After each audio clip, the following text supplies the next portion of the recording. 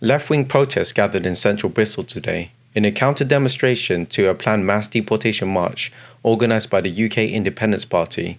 Left-wing protesters, many in black clothing and face coverings, assembled, a mirror reflection of the protests in America that damaged properties.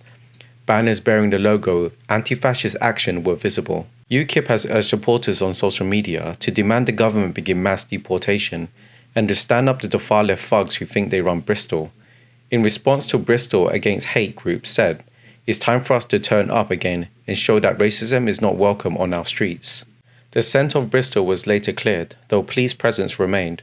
4 arrests were made, but Evian and Somerset police stated there were no reports of anyone being stabbed, despite social media claims. Chief Inspector of Somerset Police said more arrests were expected. This demonstration followed a wave of unrest across several UK cities.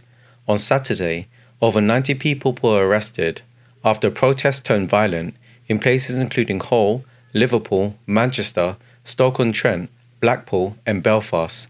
Some areas saw looting, property damage and attack on police. In Liverpool, where tensions were already high, clashes escalated. Bricks, bottles and flares were thrown at police. One officer was hit with a chair, another kicked off his motorbike, a library was set on fire in Walton, and officers were injured. 2 hospitalised with the suspected broken bones. In total, 23 arrests were made. In Liverpool, anti-fascist demonstrators chanted "Refugees are not welcome here" and "Nazi scum off our streets," gathered near Lime Street Station to counter roughly 1,000 anti-immigration protesters. Police in riot gear attempted to keep both groups apart.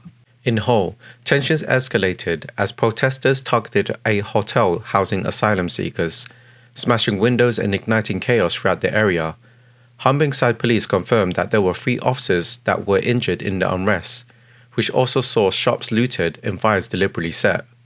Violent outbreaks led to 20 arrests. Meanwhile, in Manchester, confrontation between protesters and police resulted in scuffles that concluded with 2 individuals being taken into custody. Over in Blackpool, clashes erupted between right and left-wing demonstrators during the Rebel Festival, totaling in more than 20 people being arrested. Stoke-on-Trent witnessed a similar scene of disorder, where bricks were hurled at police officers, leading to 10 arrests. In Belfast, protesters outside a mosque turned aggressive when demonstrators attacked media personnel and caused property damage. 2 arrests were made there as well. On Friday in Sunderland, riots led to hospitalisation of 4 police officers, with law enforcement responding by arresting 12 individuals involved in the violence.